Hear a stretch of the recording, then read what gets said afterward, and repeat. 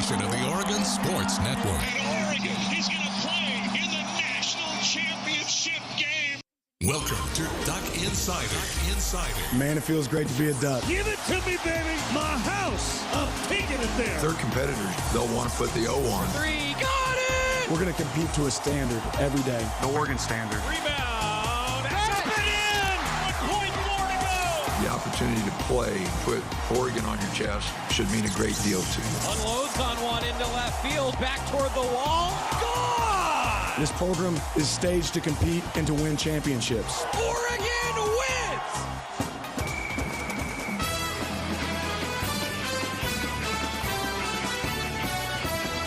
This is Duck Insider on the Oregon Sports Network from Learfield, presented by On Point Community Credit Union. Better banking, local solutions. Live from the Country Financial Studio, let's talk Oregon athletics. Big wins for the Ducks all around. We'll talk about all of them. A happy Halloween to those of you celebrating. I am really sorry it's going to be raining in the Eugene area tonight. Scott Phillips is also very disappointed about that. Scott Phillips is the guy who has all of his candy collected by his kids, and then he eats all of it. Yes! I don't know how I feel about it. I really don't. It's been an ongoing debate for me for years since working with Scott Phillips that he just is like, no, you don't need this. And then, you know the worst part and also the best part? He brings it into the studio, and then he says, here, everybody have the candy so that my kids don't eat all of it. And I'm like, well, of course I'm going to eat it. Yeah. Happy Halloween, everybody. Colorado game kicks off at 12:30 p.m. Pacific time on ESPN. We found out yesterday, really we found out Saturday, 12:30 p.m., the Ducks at Colorado this week. Now, unfortunately, we don't know when the Washington game is going to kick off yet. That one, it will be held for a 6-day window. We'll find out after the Ducks game against Colorado when Oregon will be hosting Washington at what time. All of the windows, though, are after 4 o'clock, the ones that are still available. You know it's going to be at least a late afternoon or an evening game. It won't be a 12:30 kickoff. You can at least plan ahead for that. There will be a women's basketball game that day. Kelly Graves awaiting the kickoff time for football to determine the tip time for women's basketball. Fans, we encourage you to do both, right? That double duty. Maybe you can either park on that side of the river, make the walk with the students across the river and through the woods to Autzen Stadium you go from a Matthew Knight Arena that just saw a women's basketball win. We'll see. Some more details to come on that. Wish I had more updates for you, but that's where we stand here if you're live with us on the 31st of October. Facebook comments and questions, YouTube comments and questions as we go through this game. That was, I think, that was a game that says a lot about where Oregon is as a program. The Ducks felt like they didn't play their best football. They still won 42-24. Felt like they left a number of points on the field. Made some self-inflicted mistakes. There were some self-inflicted wounds caused by their own mistakes. You can still win a game in a big way, and you want more out of it. That's where Oregon's program is right now. That's a good place to be. The first college football playoff rankings will be released tomorrow. The committee will go through their exercise. We'll have more details for you, of course, on the show on Wednesday. Encourage you to be with us because we'll go through those college football playoff rankings. Elsewhere on today's show, before we recap football, here's some of the highlights from Jerry and Jorgie. We've got Dan Lanning from our postgame conversation. And the women's basketball team opened up an exhibition with a game-high 12 points from 2 freshmen. We'll break all that down here from Kelly Graves after the win on Friday night. Volleyball, you like Sunday sweeps, don't you? You really like Sunday sweeps. Women's soccer, a rough weekend for the Ducks. We'll talk about it with Graeme Abel, the head coach, coming up here in the studio in just a little while. Let's talk some football. Ducks deferred before the coin was even flipped. Did anyone else notice that? I don't know if they showed it on the TV broadcast, but when the Duck captains were asked, heads or tails, deferral. Heads or tails, oh, deferral. Oh, tails.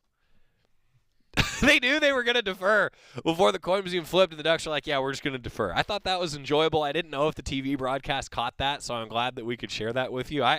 Jerry, Jorgie, and I all got a kick out of it. Defer, baby. I'm a big believer in deferring. You get control of the ball in the second half. I'm a big believer in that. Ducks are on defense to start, though. Interception by Brian Addison, his second straight game with an interception. And we said the turnovers would be huge coming into the game. The Ducks got one early. Duck ball after the turnover. Ducks actually went 3 and out and had to punt. And it felt like, boy, that was not what you came here for, right? Then the Ducks held Cal again to a 3 and out. Defense came to play early on. Oregon was able to score, but it took longer than you thought it would because this was the first drive where the Ducks maybe left a few points on the board. Chase Cota got a little bit banged up, got down to a 4th and 4 at the 14. Bo Nix had Troy Franklin actually on the play, just missed the throw. All right, 4th down conversions. You know you're not going to be perfect on them all the time. It happens. Ducks learned from it. Turnover to Cal at their own 14. Got into Oregon territory, ended up kicking a field goal. And the Ducks, it felt like in that moment, needed to respond. I remember Jorgie saying on the broadcast, like, this is a Cal team that just can hang around with the way they play defense.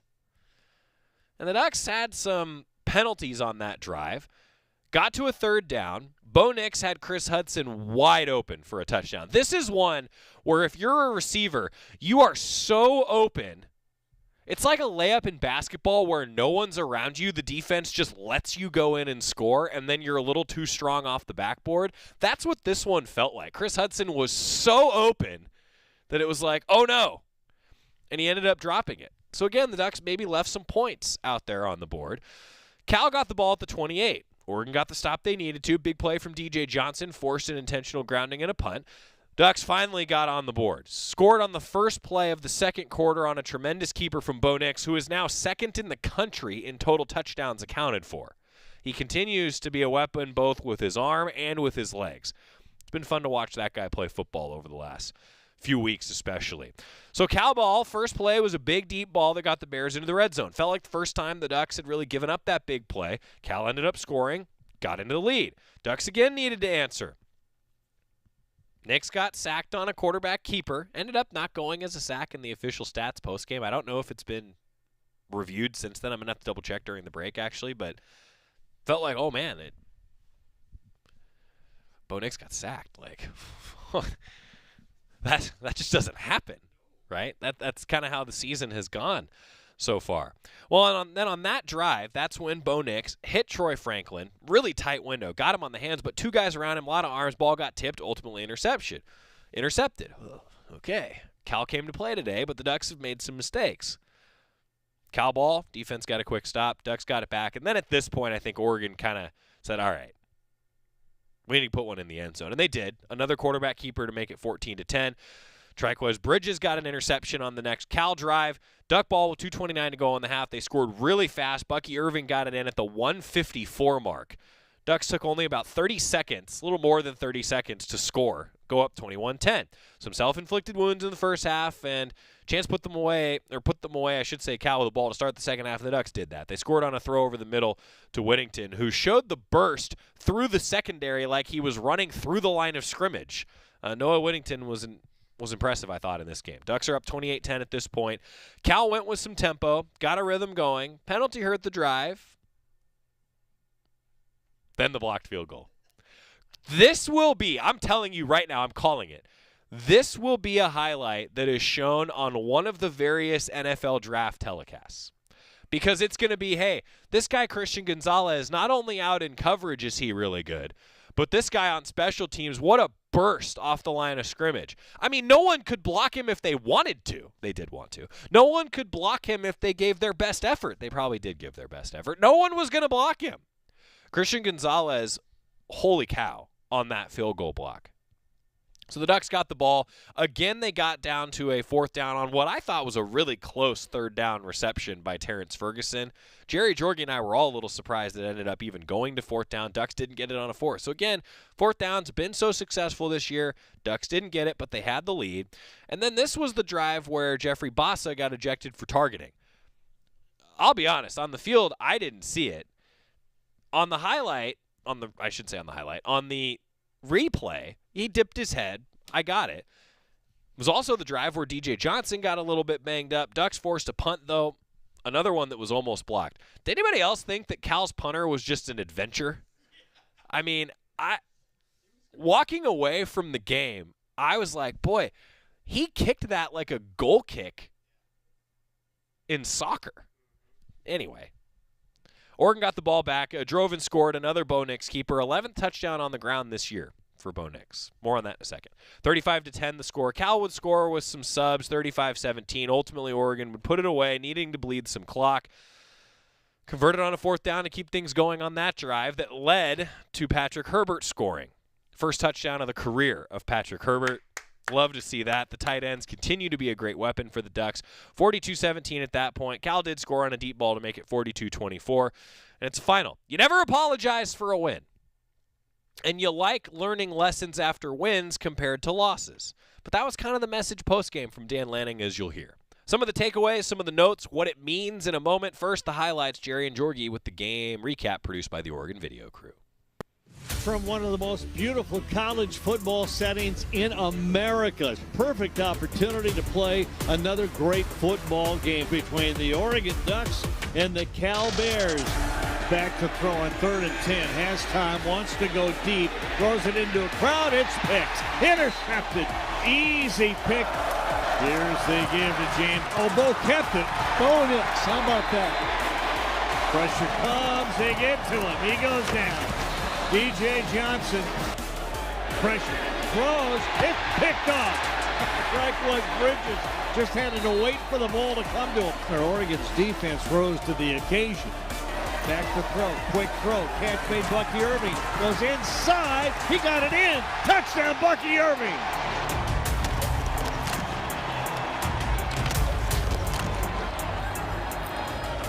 Nix throws quickly, and it is Whittington. Big room inside the 10-5. Touchdown! Noah Whittington would not be denied. Snap. Place. Blocked. Christian Gonzalez. Oh, he literally flew off the corner. Wants the snap, got to give it $1. Dives. Oh, Nix kept it and goes right. Fake the handoff and keep it and run to the end zone. Nix steps up into the pocket, goes downfield easily. There goes Herbert. Herbert's got a chance, more than a chance. He scores! 40 yards on the touchdown pass from Nix to Herbert. His first touchdown catch. Final score, Ducks 42 and Cal 24. Jerry and Georgie on the call with our game recap. Just coming in from the Pac-12 office today. Right now, if you're live with us in the 1 o'clock hour, Bo Nix, Player of the Week. Malasala Amuvelaulu, Offensive Lineman of the Week. DJ Johnson, Defensive Lineman of the Week. Ducks cleaning up the Pac-12 awards at this rate. You love to see it. So the takeaways. I think some self-inflicted wounds hurt the Ducks. They left points on the board with the Hudson drop, a couple of 4th downs in the red zone that didn't convert, interception in the red zone on that tough ball. So 4th down conversions weren't perfect. Well, I guess it had to give at some point. I will say the penalties improved significantly for the Ducks. That was a focus, right? Thought that the Ducks needed to get better penalty-wise. 4 penalties, 30 yards for the Ducks. I think that's pretty good. Bo Nix, though, 27 of 35, the Pac-12 Player of the Week. 412 yards through the air, 3 touchdowns, but he did have those 2 interceptions. Noah Whittington, 10 carries, 66 yards. Bo Nix, 12 carries for 59 yards and 3 scores. Noah Whittington also was the leading receiver with 5 catches for 67 yards. Chris Hudson had 4 catches for 67 yards. Bucky Irving, 3 catches for 61 yards. The distribution to the running backs out of the backfield. That's what Bo Nix talks about so much. Like, he gets credit for the yards when all he does is get it to the out guy, or maybe sometimes it's the safety valve guy in the running back, and the running back makes moves and makes things happen. Well, use the players around you. That's what Bo Nix, I think, does, among many things, such a good job of. And the post-game notes, I always like to go through these for you. Ducks are 5-0 in Pac-12 play. And it hasn't really been that long since the Ducks went 5-0 in Pac-12 play. It was 2019. First 7-game win streak since 2019 as well, and they beat Cal for the 12th time in the last 14 meetings and took an overall lead of 42-41-2 in the all-time series. Ducks, a game up on the Golden Bears in the all-time series. The offense scored 40-plus points for the 7th straight game, doing so for the first time since 2014, and it's the 26th straight win for the Ducks when scoring 40 or more. They surpassed 500 yards of total offense for the 5th straight game, and 6th time this season, Oregon won its 15th straight game when finishing with 500-plus yards of offense, and the 412 passing yards are Oregon's second most this season. 446 they had against Washington State. Defense forced 2 turnovers in the first half, led to 7 points, and they limited Cal to 5 rushing yards. 5 rushing yards in the first half. If you remove the sacks, 23 rushing yards. Still ridiculous what Oregon did early on. Now, the defense would tell you they want to finish games better so that we can talk about how impressive the defense has been, because in the late goings of games, that's when total yards and points have been racked up against Oregon's defense. At least that's what I would tell you. You improve in those categories a little bit. Yeah. Then we're going to talk about, I think, really a complete defensive performance. Bo Nix is just the 4th Oregon quarterback ever to throw 3 touchdowns and rush for 3 touchdowns in the same game, joining Joey Harrington in 2001, Kellen Clemens in 2004, and Jeremiah Masoli in 2009. Marcus Mariota never did that. It's the second game this season with 3 touchdowns rushing and 2 passing, becoming the only Oregon quarterback since at least 1996 to accomplish that feat multiple times in the same season. And he's the first FBS quarterback this season with 3 games of 3 rushing touchdowns. He's into the conversation with dual threat quarterbacks that can score on the ground with some guys that are really good in the NFL right now. I'm talking like Lamar Jackson territory. He's in those conversations with some of the numbers that he's putting up right now. Impressive stuff for the Duck quarterback. When we come back, some more notes on where this Oregon offense is going, what to expect against Colorado, and Dan Lanning, our post-game conversation with the Oregon football head coach. Quick timeout, and back after this on the Oregon Sports Network from Learfield. Hey Duck fans, we're all about protecting our home turf here in Eugene. You should do the same for your home with Country Financial Insurance. Most home insurance doesn't account for inflation, but with Country Financial, yours can. If something happens to your home, make sure you can rebuild the same house in the same place. Call a local representative or 866-COUNTRY and get a solid defense for your home. Home insurance policies issued by Country Mutual Insurance Company, Country Casualty Insurance Company, or Country Preferred Insurance Company, Bloomington, Illinois. Property must meet age and condition requirements, which vary by state. From the weight room to the classroom, on the field and off it, On Point proudly supports University of Oregon athletics because student athletes do so much more than bring us pride on game day. They bring our entire community together in Eugene and all across Oregon. So whether you're watching the game in the stadium, at home, or at your favorite local business, their success makes all of us stronger. On Point Community Credit Union, onpointcu.com. Federally insured by NCUA, Equal Housing Opportunity. Don't go anywhere. Duck Insider continues after these messages on the Oregon Sports Network from Learfield. Meet Ed, movie buff, animal lover, safe driver. 5 years of driving an ambulance teaches you a thing or two. If people knew what I know, lives could be saved.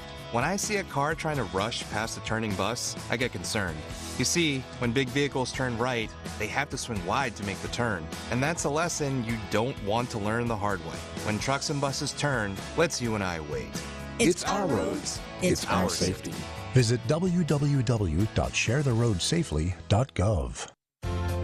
I've been driving trucks for a long time, and safety is my #1 priority. I know that my truck has huge blind spots. That's why I remember to check my mirrors often for smaller vehicles. Everyone can help keep our roads safe. Next time you're behind the wheel, try to avoid lingering in those blind spots. It can be dangerous. Let's all plan to share the road safely. Learn how at www.sharetheroadsafely.gov.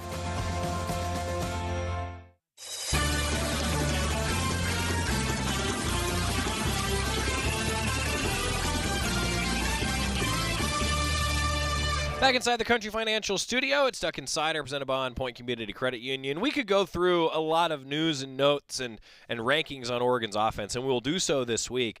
But I thought this was a great summation of where the Ducks are yesterday. Rob Mosley always goes through and figures out the rankings for where the Ducks are on Sundays, and he said Oregon's up to third nationally in total offense, 525.8, fourth in rushing yards per carry, fifth in scoring, and 11th in pass efficiency. And remember, that's including the opening week game against Georgia. Now, if you remove that game, the rankings are just ridiculous. And that's where I think tomorrow's exercise that the committee is going to have to go through and where you rank Oregon is going to be a fascinating case study. Fascinating case study. I'm interested to see what they do. Ducks and Arkansas are the only Power 5 FBS teams averaging 235 or more yards per game, both passing and rushing. There's the balance of this team. So we can say all those things. You'll hear, though, my conversation with Dan Lanning post-game. He's still looking to get better. They know there's more in the tank here for this Oregon football team. Our chat with Dan Lanning post-game in the locker room. Coach, always going to celebrate a win. Give us the breakdown. What'd you think? Yeah, some good, some bad. You know, I still think the team that beat us today at times was Oregon, and really want to go attack that. You know, something you can't accept. Look for opportunities to get better. Always going to be happy to walk away with a win. It's not easy to win in college football, but there's definitely some moments of growth for us there. We'd love to see us finish off games, so we're going to look and see how we can attack some things and make sure that we're getting better and not worrying too much about everything else. How about getting the win on the road? It's always difficult to win on the road in college football too. Yeah, we'll take every W we can get, you know, and you want to go on the road and you want to play dominant, and I thought at times we did. It just wasn't all the way through. Starting early on, getting that turnover early, that kind of sparked things defensively, didn't it? Yeah, we had some really good series early on, 3 and outs, 3 and out. You know, did much better on third down. Just hoping to continue to see growth there. Still some moments that we weren't satisfied with at the end, though.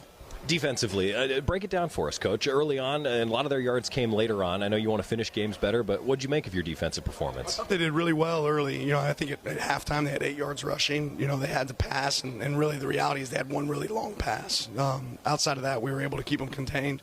Did a decent job of getting after the quarterback at times. Just have to play that way consistently throughout. All right, offensively, Bo Nix getting in the end zone with his legs continues to be a real weapon there. Yeah, I thought we did some really good things offensively. I also thought we made some poor decisions at times, and we're going to look at ways that we continue to improve that. You know, we're not satisfied with our performance today. I know we got the win. There's some things that we can improve on. That being said, we have a phenomenal offensive staff. We have really good players. We're going to continue, and same with the defense. Good defensive staff and really good players. We're going to look for opportunities to keep growing. You know, on that note, Coach, it feels like here in the locker room, the team feels that way too. You feel like the message is getting through? Oh, they know. Yeah, our guys know. They're ready to get back to work. They're ready to get after it. So, all right, Coach. We'll let you get back to work then. Thanks for the time. Appreciate it. Thank you. You heard it in his voice, didn't you? Scott just said his voice a little hoarse. So after the game, Jerry and Jorgie even said that, like, man, it's odd that you hear that in his voice, right? Because he is so fired up after these games. I felt it in the locker room. Like, they got the win. You never apologize for that. But that was the tone after the game, that there's a lot more in the tank with this team, especially going on the road again now. Colorado, look, Colorado's having a rough year. This is a game that if Oregon plays well, don't beat themselves, we know they should win this game. Whoever you're playing, and I imagine this is going to be the message all week from Coach Lanning, you bring your best effort. I think that was the message post-game. And I could feel it in there. I really could. When we come back, after a quick timeout, going beyond football, because volleyball had a big weekend. We're going to hear from Graeme Abel, Oregon women's soccer head coach, and women's basketball season is upon us. Going to talk women's basketball with Kelly Graves when we come back on the Oregon Sports Network from Learfield.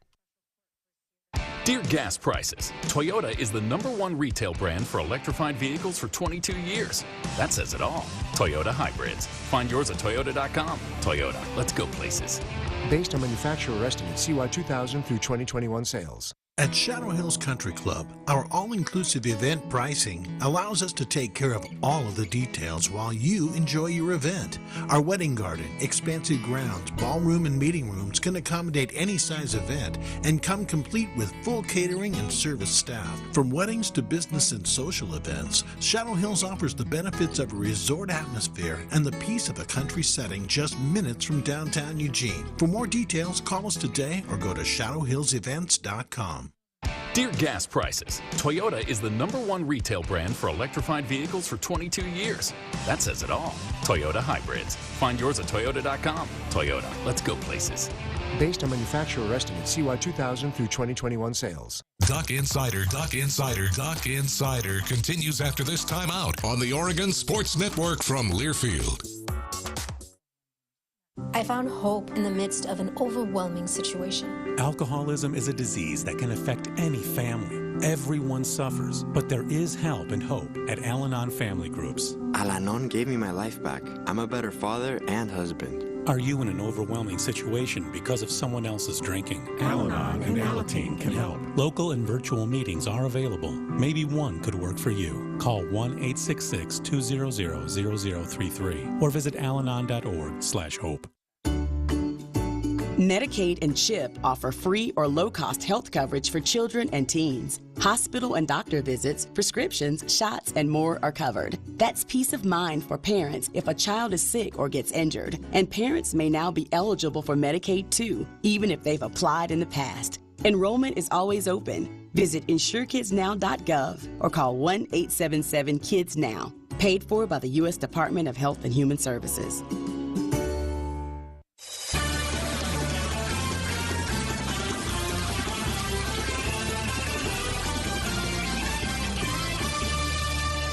We're back inside the Country Financial Studio. Duck Insider presented by On Point Community Credit Union. Graeme Abel, Oregon soccer head coach, coming up. And tonight, Oregon football head coach Dan Lanning meeting with the media. We'll have that for you on tomorrow's show. We'll lead things off before Eric Rodell, Deputy Athletic Director, joins us. And then it's going to be committee rankings time and gives us all something to talk about and something that doesn't really matter.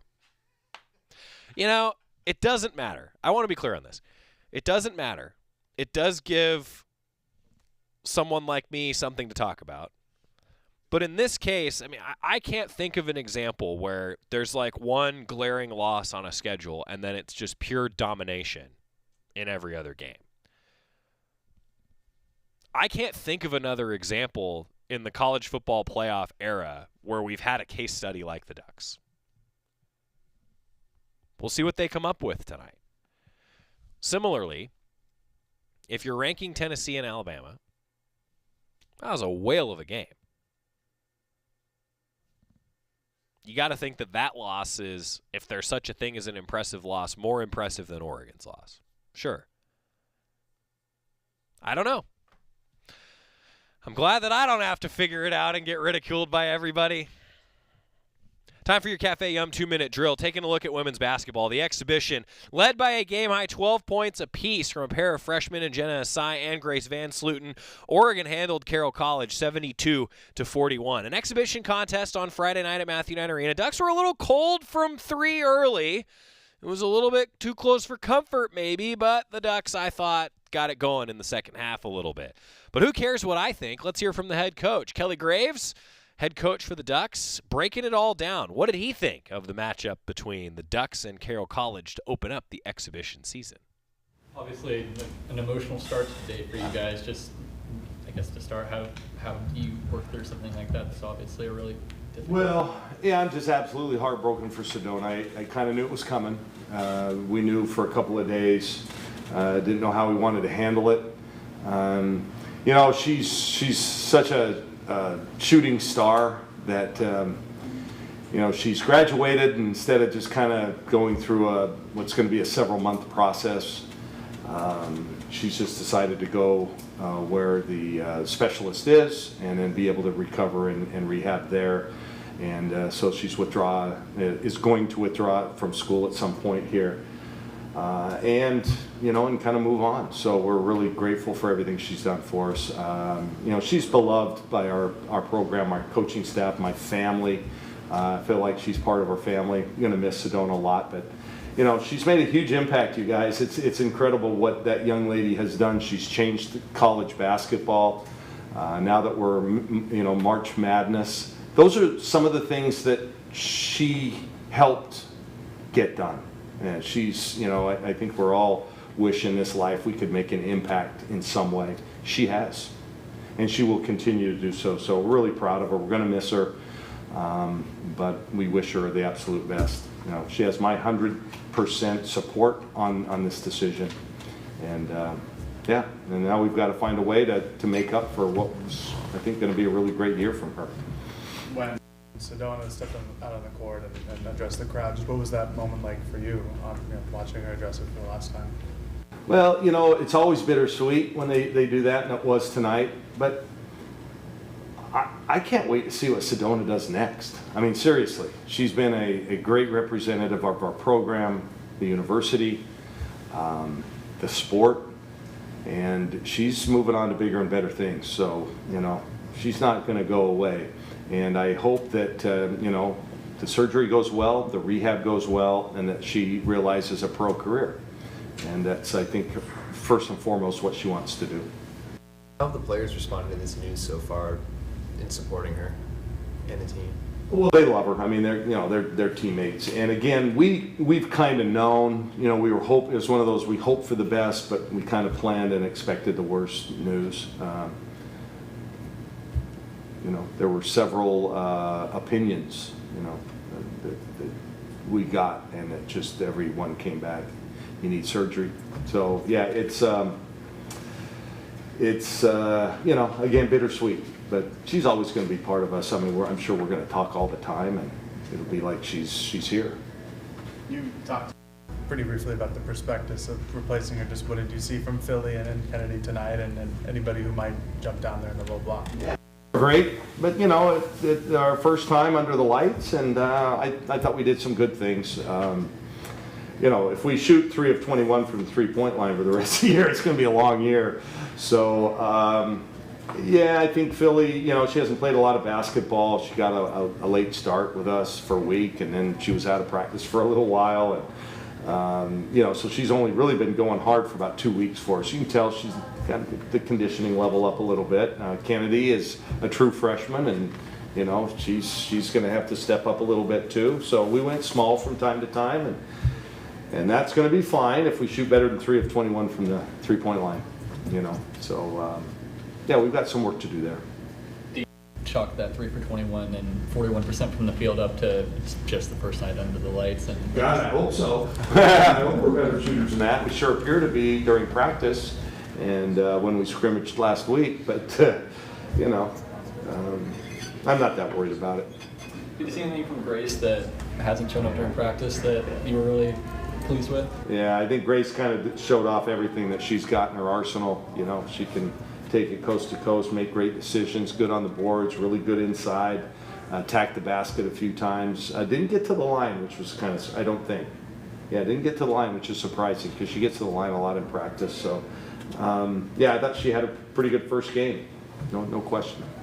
You touched on Grace. Is it a 2-person show? We got a lot of people down at football this weekend. Oh, so gotcha. we're the stragglers. Okay, so you're carrying the torch. We're the A team here. But just from Jenna and Chance, what did you see out there as well from those two? Yeah, Chance I think was pressing a little bit. She's been electric for us, and I anticipate she will be. It's just, it was her first night. I thought Jenna did a really good job. I mean, she attacked the basket and got to the line and did a really good job. I thought defensively we did some good things. I thought actually overall it was pretty good game. I think sometimes we always want to win these by a whole bunch and look perfect, but that's just not what's going to happen this early. So. Half the team that you watched out there are brand new, 4 freshmen and 1 transfer. So, got some things to iron out, but that's what this is for. Obviously, it's an exhibition game, so you're trying different lineups out there, I assume. But the 4 freshmen played really big minutes today, big production out of all of them as a whole. Is that something that we should expect going forward? Yeah, we only have 10 players on the roster. They're all going to play. So we need everybody to be good almost every night. We just don't have the luxury of a deep bench. But I like all 10 of our players. I think they can all contribute in positive ways. But freshmen had a pretty good night overall. How much fun was it just to get this group that we've heard so much about, these freshmen out here, and just finally get them playing? You got to get out the first time. Thank God we didn't. We can't play our next game the way we started this game, or else we'll be behind by a lot, maybe too much to catch up. So that's why you want to get this kind of out of the way early on. And I give Carroll a lot of credit. They're a good team. I mean, they really are. They run their stuff well. They're hard-nosed. They're tough. They're well coached. They defend.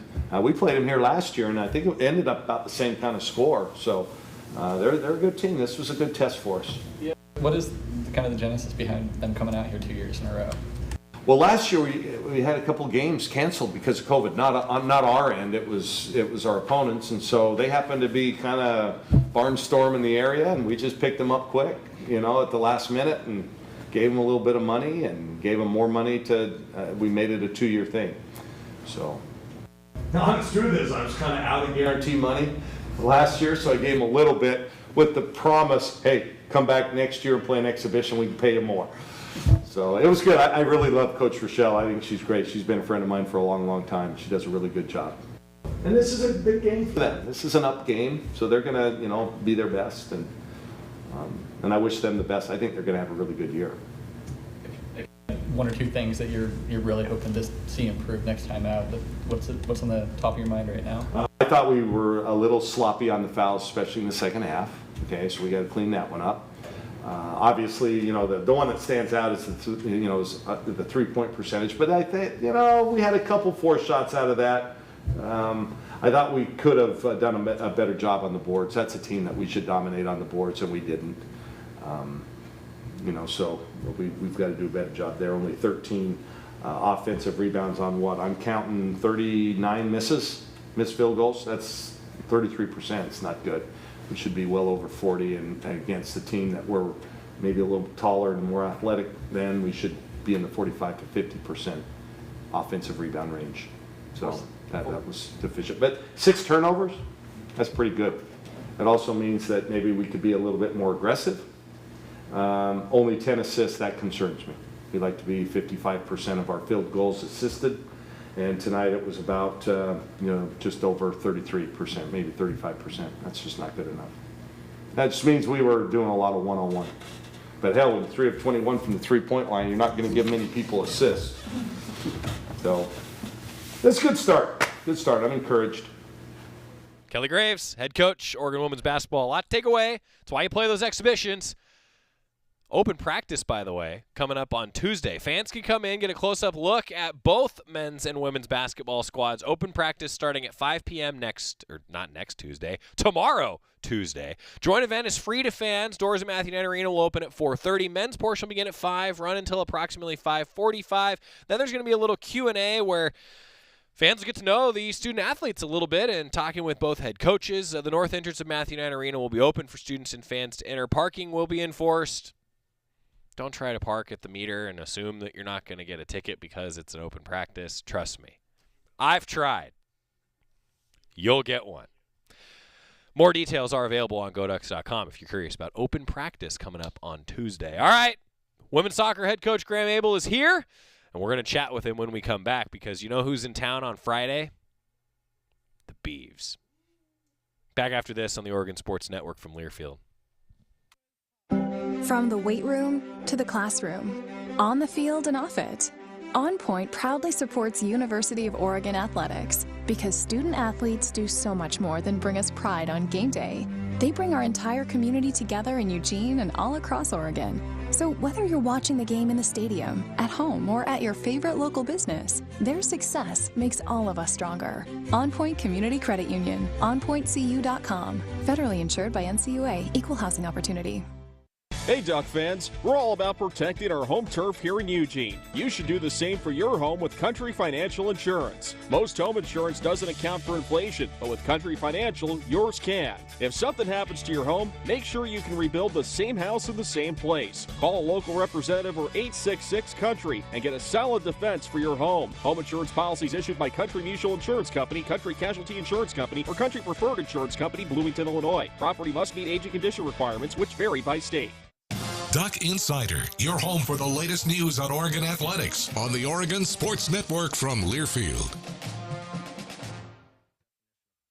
The United States Deputy Sheriff's Association is a national nonprofit and the largest non-governmental provider of services to law enforcement. The USDSA assists city, county, state, and federal agencies with free safety equipment donations and officer survival training, along with cash donations to families of law enforcement officers who perish in the line of duty, college scholarships for the children of law enforcement, a citizen awareness program, and more. For more information on the USDSA and how you can help, visit usdeputy.org.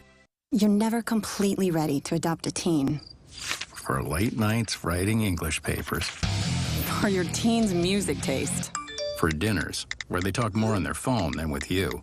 For the first time, they call you mom. You're never completely ready to adopt a teen, and you can't imagine the reward. To learn more about adopting a teen, visit adoptuskids.org. Brought to you by the U.S. Department of Health and Human Services, Adopt U.S. Kids, and the Ad Council.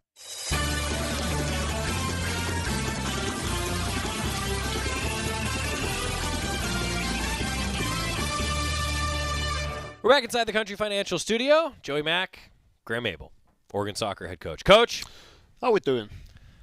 We're good. Good. How are you? Good. Okay. Moving on. Moving on. Very good. Beavers are in town this week. Got to beat the Beavs, always. I wish we were talking under better circumstances, though, Coach. These are always tough weekends, aren't they? But as a coach, and you're a veteran, so I want you to know how much I appreciate you always come in, you take the time, we go through the conversation still, and I want you to know how much fans appreciate it, that you still, after a tough weekend, will come out and say, hey, here's what's going on in the program. So I really appreciate that. Anytime, my friends, anytime. I always ask you first. Go ahead. Review the weekend for us. Moving on. Okay. Look. No, after a tough weekend. Listen, yeah. Listen, it's we knew going into Thursday's game what we had to do, and we felt good going into it. We talk about game plan, we talk execution, we talk about all those pieces. We just had some things that didn't go our way, and and we were kind of fighting an uphill battle after that. Yeah. They're one player that hadn't done a whole lot in the Pac-12 this year. Suddenly got hot versus us and banged in 4 goals. She's a heck of a player, and so I mean, we again, when you walk away from the game and you're like going, okay, if we'd have been able to do what we've intended to do, we would have been able to do them some damage, but we didn't do it, and so we were on the wrong side of it, and then turn around on Sunday and it started the game okay.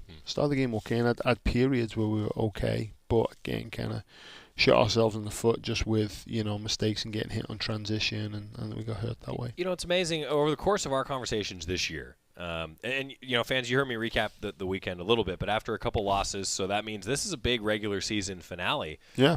In a rivalry matchup, and I want to talk with you about that. But first, Coach, when I was recapping, and I started thinking, like, how many times have you and I talked about the losses or things that haven't gone your guys' way? It's been because something hasn't gone right on the Oregon side.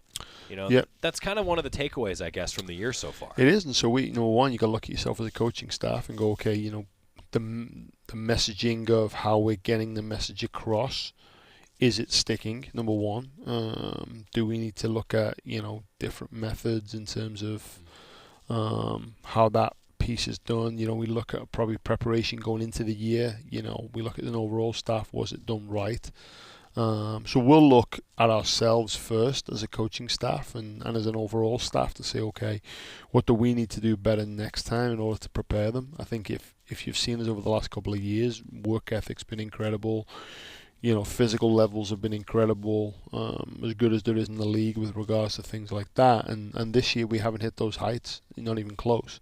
And so, we need to look within ourselves as a coaching staff and support staff and those things to make sure we're giving our kids the best opportunity by preparing them the right way, not only in the season but prior to the season as well. We're going to talk a little bit about the whole season next week when we do our sort of like year in review. But sitting at 4-8-6, 2-6-2 in conference after the weekend, now a big matchup with the Beavs.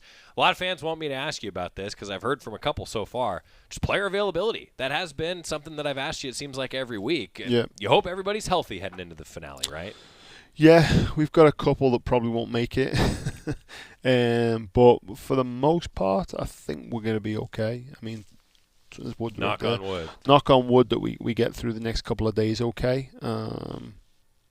I mean, who knows what comes up? We've had everything come up. That's a balancing act, isn't it? I mean, you go through and you're talking about availability of athletes, and then you practice. You have to practice, but if you practice too hard, then there's a balancing act there as a coach. Yeah, I mean, you try to stay within the numbers that is set out for us. It's a fine line because I think sometimes if you don't practice enough, you don't activate them enough in terms of trying to prep for the game. There's different schools of thought there in terms of that piece. So, yeah, you've got to be careful. You don't go too light, you don't go too heavy, and kind of you want to hit that sweet spot. Zoe Hasenauer set the career assist record over the weekend, though. That was cool to see.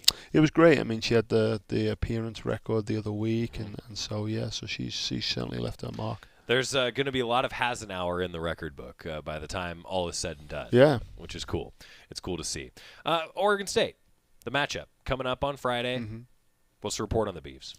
Good team. I mean, they're probably similar to us. They've had injuries themselves in terms of pieces, and so they've done a really good job last year, and started off well, and they got the Martinez kid up top. It's very, very good. Solid across the back line, and they've had some tight games, really, really tight games.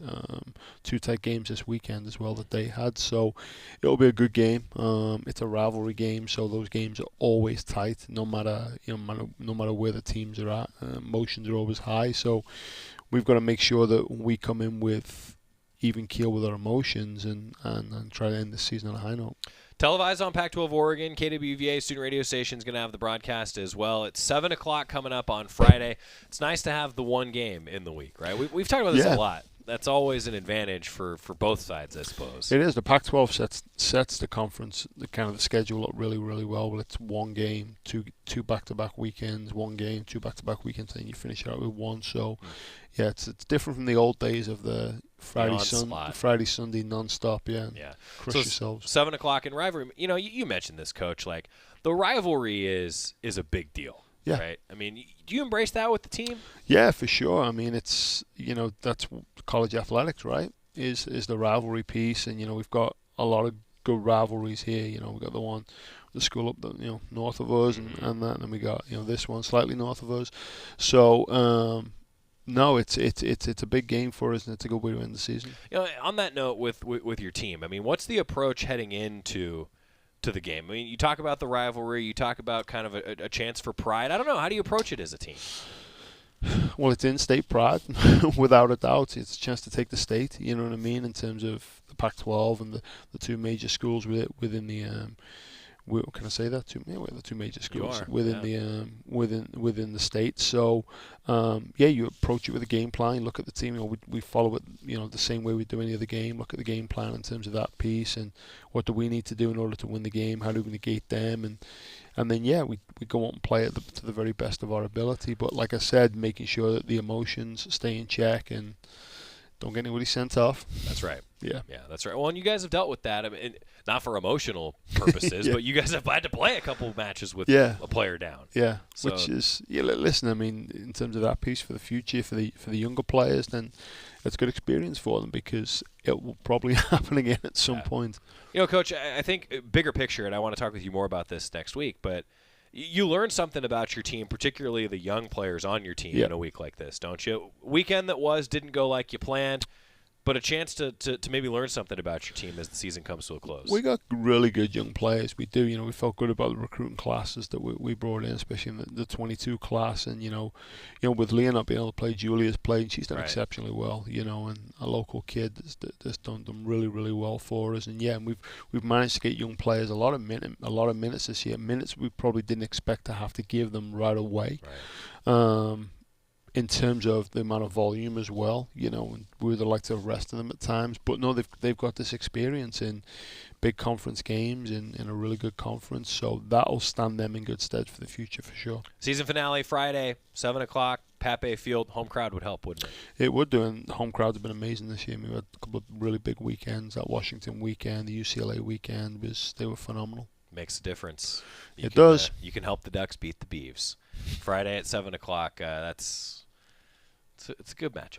It's a good matchup. Yeah, it's a good matchup. Well, hey, I really do appreciate it. Thanks for always taking the time. Anytime, my friend, anytime. Thanks for taking the time. I wish that this week it was, the conversation about, okay, Here we go, Pape Field. But I'm going to reserve that for next year, all right? Keep that in your back pocket for next year. That's going to stay in the back pocket, looking forward to it. Thank you again, Coach. Anytime, buddy. We'll do a review with Coach Abel next week after a victory over the Beavs. I'm going to help will it. I'm doing my part, see? Willing it into existence. Get you in a wig? Get you on the bench? No, you don't want that. Believe me. Joey Ina McMurray? If you want to lose by 10? No. Yeah, no. Then I appreciate the gesture, though. Yeah. That's nice. That's nice of you. All right, when we come back, talk a little bit about Oregon volleyball, cross-country Pac-12 championships, and a whole lot more. Thanks again to Graeme Abel. Back after this on the Oregon Sports Network from Learfield. At Shadow Hills Country Club, our all-inclusive event pricing allows us to take care of all of the details while you enjoy your event. Our wedding garden, expansive grounds, ballroom, and meeting rooms can accommodate any size event and come complete with full catering and service staff. From weddings to business and social events, Shadow Hills offers the benefits of a resort atmosphere and the peace of a country setting just minutes from downtown Eugene. For more details, call us today or go to shadowhillsevents.com. From the weight room to the classroom, on the field and off it, On Point proudly supports University of Oregon athletics because student athletes do so much more than bring us pride on game day. They bring our entire community together in Eugene and all across Oregon. So whether you're watching the game in the stadium, at home, or at your favorite local business, their success makes all of us stronger. On Point Community Credit Union, onpointcu.com. Federally insured by NCUA, Equal Housing Opportunity. This is Duck Insider. Duck Insider on the Oregon Sports Network from Learfield. Victor deployed for the first time to Afghanistan in 2003. He sustained a moderate traumatic brain injury. One of the most important elements of caregiving is taking care of yourself. For many military veteran caregivers, their caregiving journey starts earlier in life and lasts longer. Visit aarp.org/caregiving for a free military veterans guide to navigate your caregiving journey and better care for your loved one and yourself. Brought to you by AARP and the Ad Council. To protect his home and family from disaster, Steve used courage, wisdom, and his camera phone. That should do it. Way to go, Steve! By simply taking digital pictures of his family's important documents, Steve can always have them stored safely online, no matter when disaster strikes. Learn other simple ways to protect your home and family before a natural disaster at ready.gov. That's ready.gov. A message from FEMA and the Ad Council.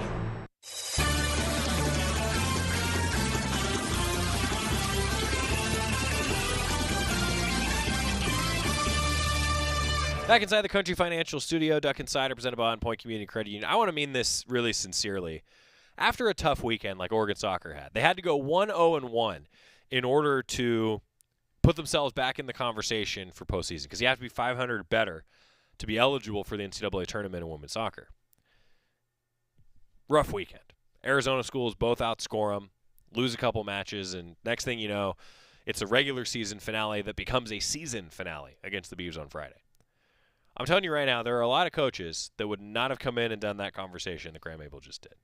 They would have said, Joey, rough weekend. I don't want to do it. But instead, he comes in, does the interview, and it's senior day now, coming up on Friday. A bittersweet senior day. Senior day, by definition, is kind of bittersweet.